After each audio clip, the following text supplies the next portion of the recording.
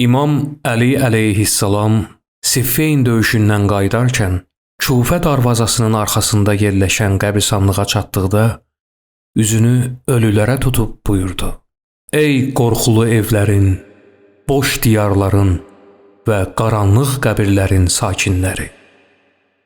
Ey torpaqda yatanlar! Ey qürbətdə olanlar! Ey yalqız qalanlar! Ey vəhşət içində olanlar! Siz bizdən əvvəl getdiniz. Biz də sizin arxanızca gəlib sizə qovuşacaq. Amma evlərinizdə başqaları məskunlaşdı.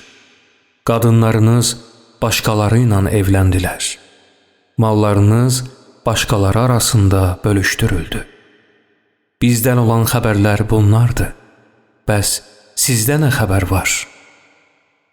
Sonra o həzrət öz səhabələrinə üz tutub buyurdu: Bilin, əgər onlara danışmaq icazəsi verilsəydi, sizə xəbər verərdilər ki, ən yaxşı azuqə təqvadır.